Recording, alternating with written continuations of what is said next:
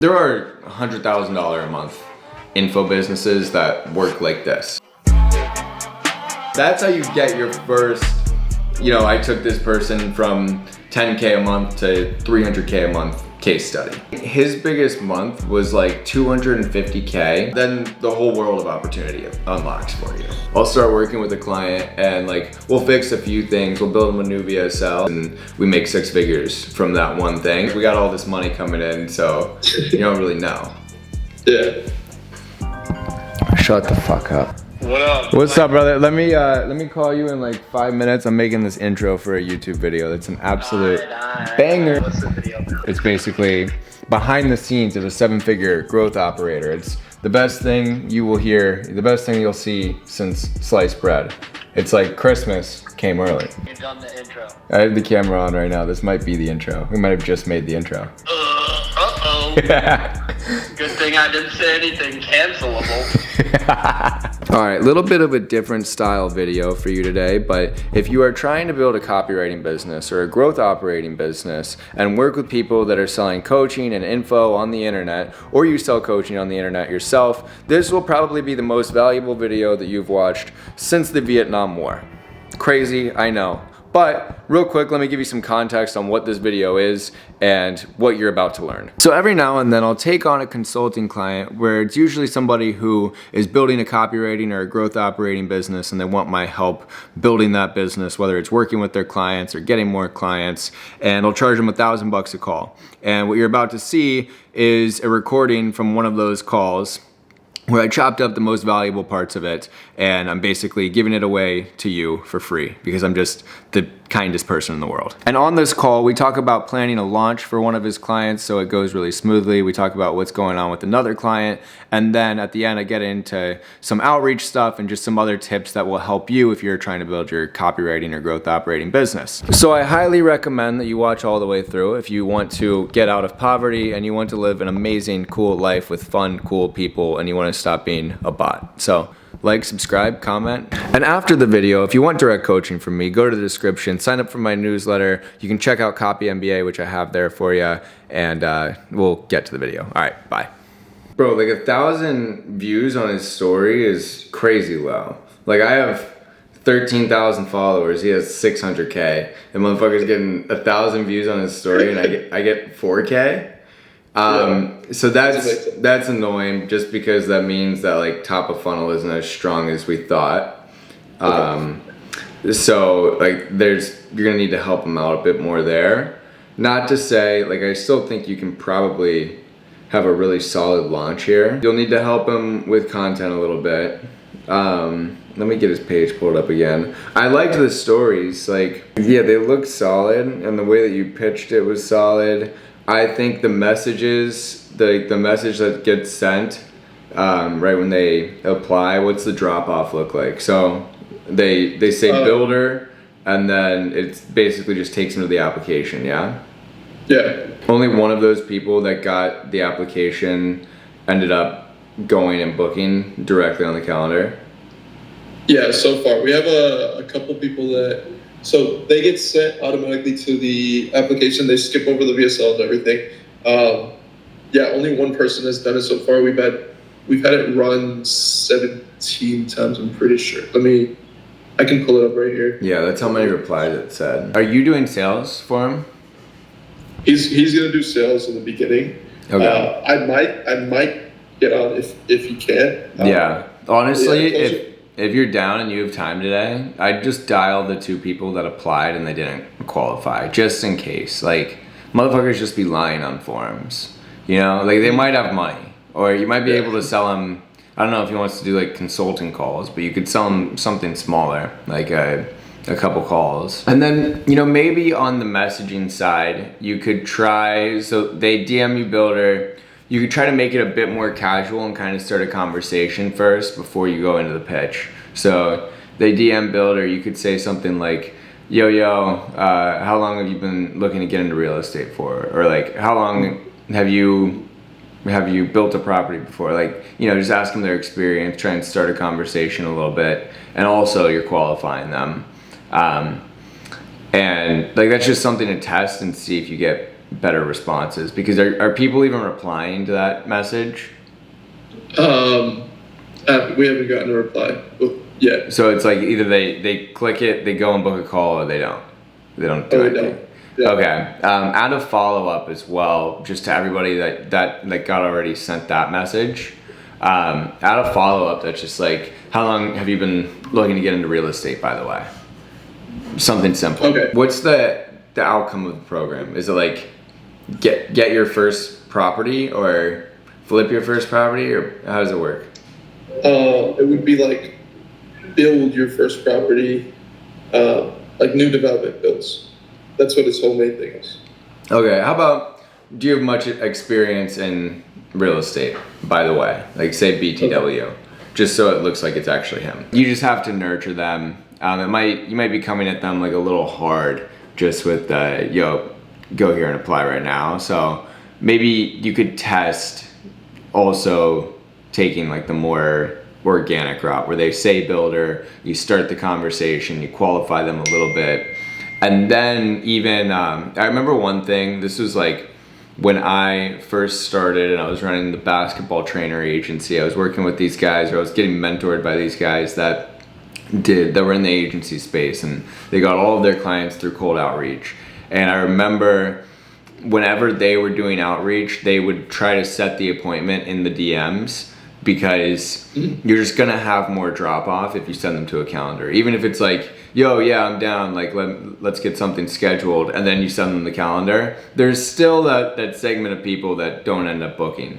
So it's like, yo, then you basically set it manually. So you go back and forth, how long you been looking to get in real estate?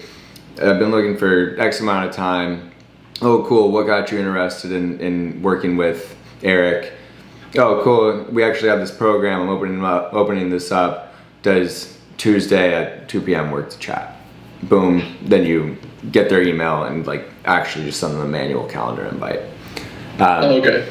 That's like a more manual process, and if you were in a position where he put that on his story and he was getting 20,000 story views and you got 1,000 applicants, it's like, who cares if a few leads fall through the cracks? But right now, you need to maximize every lead that you got. So that should help. Because he likes to just go back and forth with a bunch of people.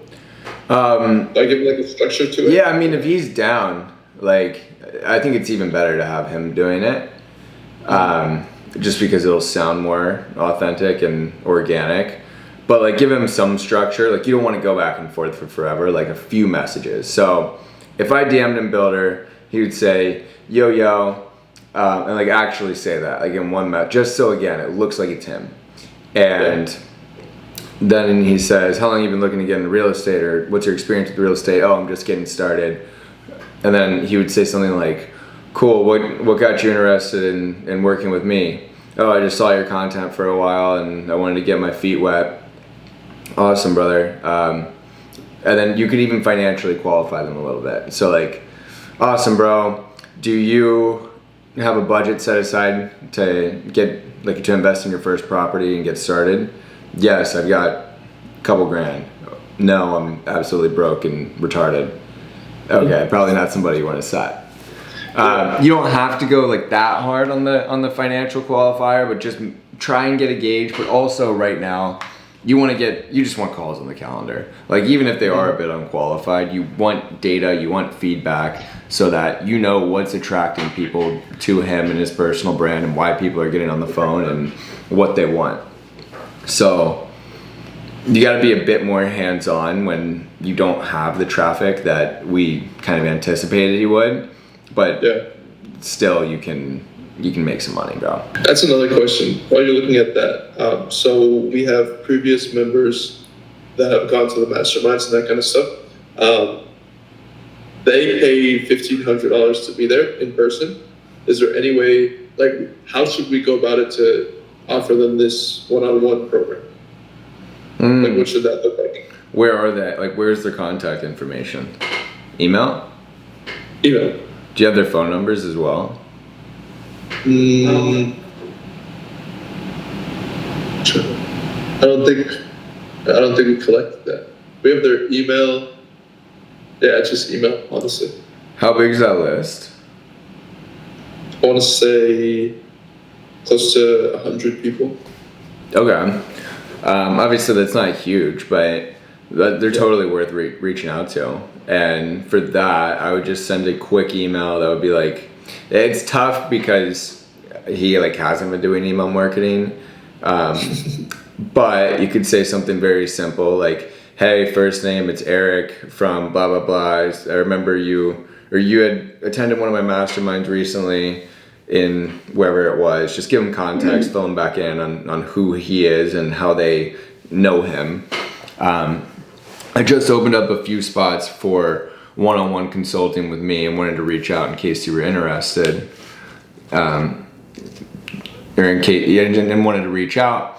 Do you have any interest in getting X result? So whatever the main result is. So not even do you have any interest in working with me? It's like, do you have any interest in building your first home within the next year? Or like something like that. So for example, if it was like Airbnb, it would be, do you have any interest in getting your first Airbnb under contract in the next 30 days? Right? And then actually tell them to reply yes and let me know.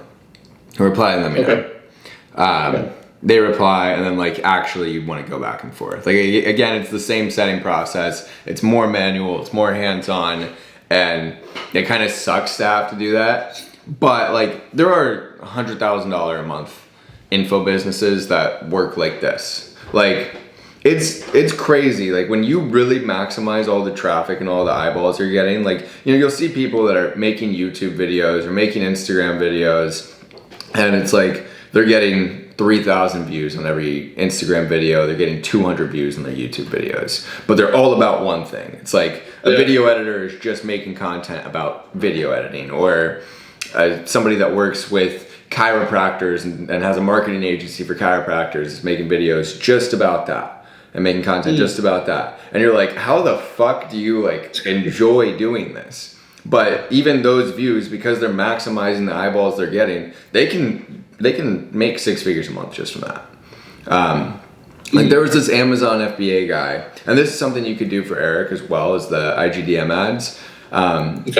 This Amazon FBA guy, you know, so if I see him, yeah, I think his biggest month was like 250K, and the guy had literally no traffic. It was all Instagram DM ads and like a lethal fucking sales team. Like they were probably just harassing every single lead.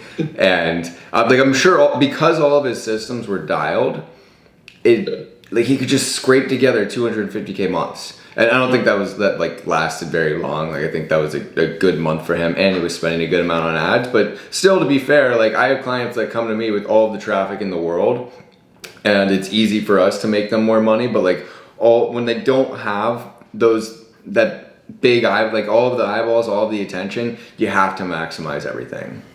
And it kind of sucks that like it looked like this guy could have been somebody that has crazy reach, and but it's also like this is what'll teach you very valuable skills as well. Like you manually going through all of the inbox and like really being like boots on the ground with it and working with them directly. Like your attention to detail has to be really good, and because of that, that'll end up serving you. It's probably like a lot of his warmest leads and a lot of his warmest traffic bought when he put a Stripe link up on his story, or he just sold it in different ways. But there's still, you know, a lot, like it's day one, you guys have gotten 24 applicants, basically 24 leads at least. So that's like a good sign. So yeah, like right now your full focus should just be on building out a sales process this is honestly a good problem to have, because if you can like kind of secure all of these gaps right now and make sure like when somebody sends a DM, like you have the best process possible to get them on the phone, and then even after they book a call, like you need to make sure that every lead counts, so you need to make sure that they show up, and you need to make sure that they're closing, and like every little piece of this has to be dialed. And that's honestly a good problem to have for now, because it'll force you to make everything kind of bulletproof. And then once you do that, then you'll be in a position where you can help them with content. You can help them like, yo, let's figure out how to get some more attention here. You can run ads for them. So like, you know, we've been in situations where I'll start working with a client and like we'll fix a few things. We'll build them a new VSL and like revamp their processes. And then they put something on their story and they get a couple hundred or 1,000 applicants and we make 6 figures from that one thing, which is great. But also like then there's probably little things that like I'm overlooking that could be improved, but you can't really see it because it's like we got all this money coming in, so you don't really know. So how else would you track the data? So as far like what metrics? Do you want to track like sales That's what I was going to data? ask you. Yeah, Okay. What metrics should I track? Okay. I mean, high level will make it easy just because you can have the pipeline and like you can see, okay, why the fuck do we have 1,000 leads that opted in and only 5 of them ended up on a call? You know, like that makes it easy. Outside of that, like even Google Sheets is good enough. Like you need to know opt-in rate, so percentage of people that end up on the first page of the funnel that actually opt in. We need to know booking rate, so how many people that opt in and do get to the second page, how many of those people are booking. Because first, the opt-in rate will tell you if the messaging on the opt-in page is congruent and it's resonating. The booking rate will tell you if the VSL is decent. Also, where are you hosting the VSL? Wistia. Okay, perfect. So on Wistia, you can also go into the stats, and if you go into analytics, you can see the engagement rate. For example, on my new VSL that I put together for the agency, if I go in there, I can look and say, okay, 1,300 people have visited the site. Out of those 1,300, 532 have played it, which is a 46% play rate. And then I didn't really know like general metrics to look for, so I just kind of compared that to all of my other clients, and it's relatively high. And then the engagement rate, which is like the retention basically, is 39.5%.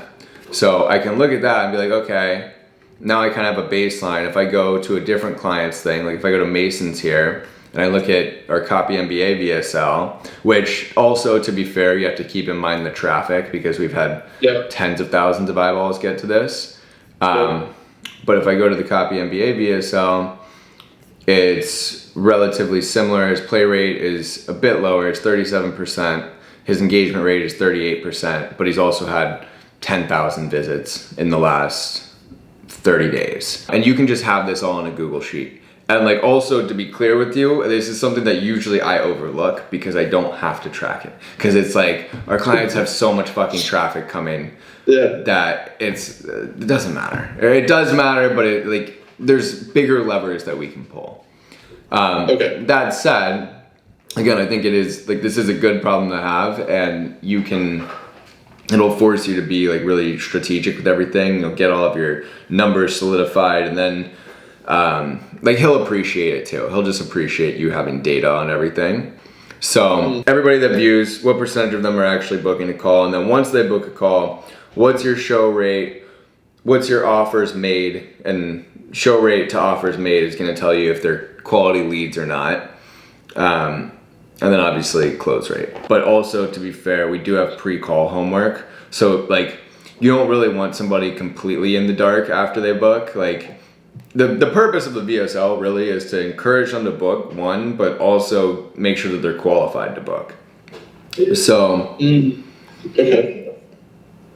they don't watch the VSL, then you want them to consume some form of longer form content before they actually hop on that call, or else it's just like, okay, they don't really know what they're getting themselves into.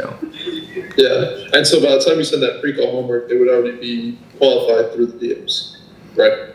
To an extent. Like there's always people that get by that, like if everybody was qualified, literally 95% of the calls would close, you know? Yeah. But there's always that one guy that's like, oh, I didn't know it was this expensive. Like, especially as you scale, you want a bit more of the pressure to be on the sales team. Obviously, as a marketer, your job is to make every lead a laydown. But that's not always gonna happen. And like the reason that you have fucking closers is for them to get the people that are kind of on the fence over the line. So it's like if they can't do that, then the sales team sucks.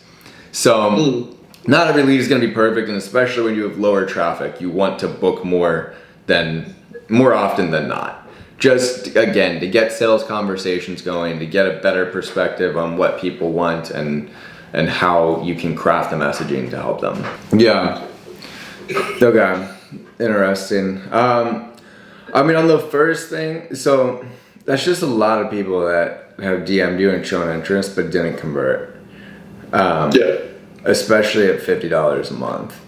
So is it just, show me the landing page, is it just like the school lander with a couple bullet points? Yeah.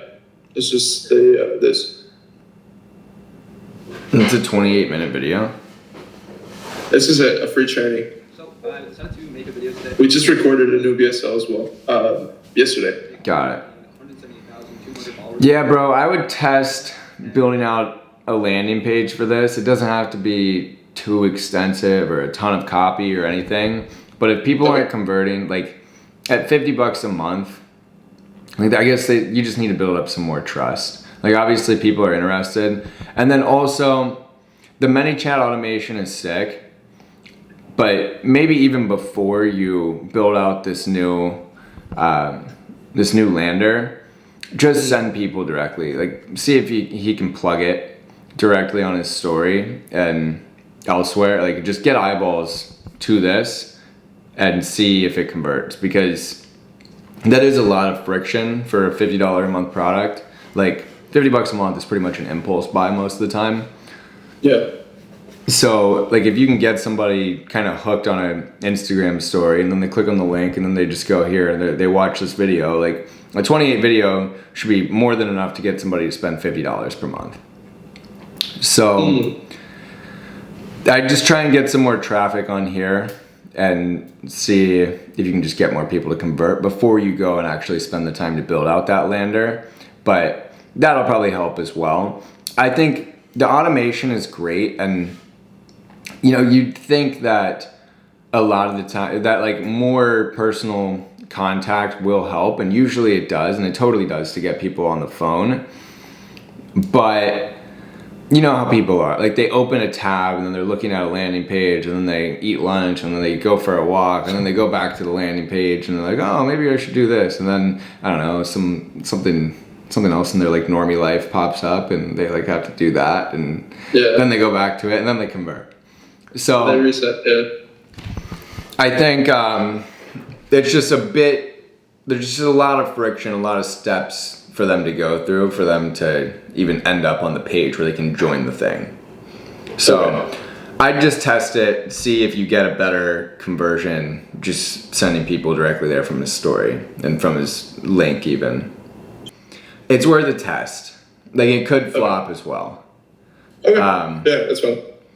But yeah, maybe it's just too much friction because like they have to comment, then they have to go to their DMs, then they have to, what was the first DM that they got? Click the training button. Absolutely, click the training button. So yeah, they click the button, then they send their email, then they go to the school. It's just a lot of steps and a lot of hoops for them to jump through for something that's $50 a month. So test it. It might work, it might not. But long term, you probably will want a landing page for it regardless. And for that, I would just look at some of the other people that are like crushing with this school. I would think just look at theirs and kind of model that. And basically take those bullets, take the VSL that you have and just make that like a longer form. It doesn't have to be super long, but any sales page for the most part is basically just a written form of the VSL that is on that sales page. So like you shouldn't have to spend too much time on that.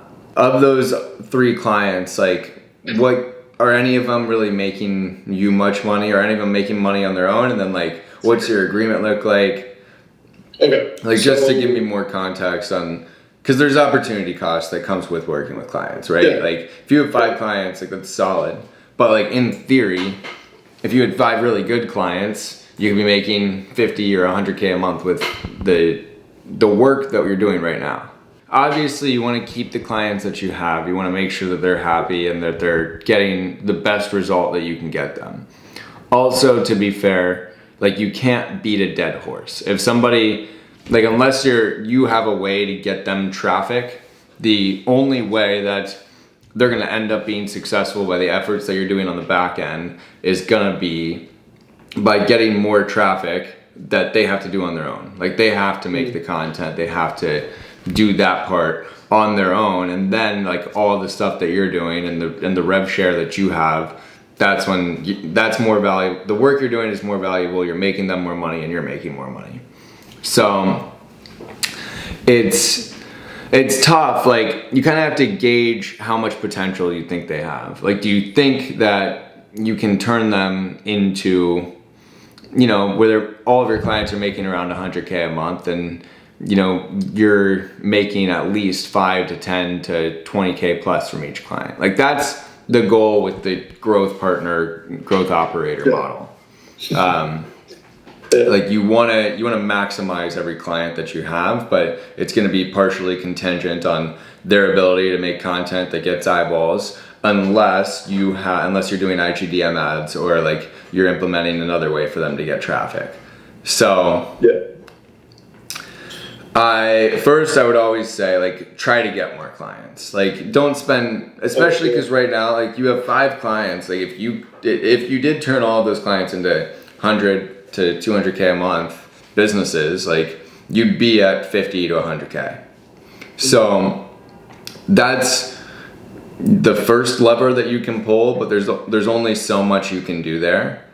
So also just understand that like of the 5 that you have right now, maybe 1 or 2 ends up being those 10, 20K a month clients that eventually you want.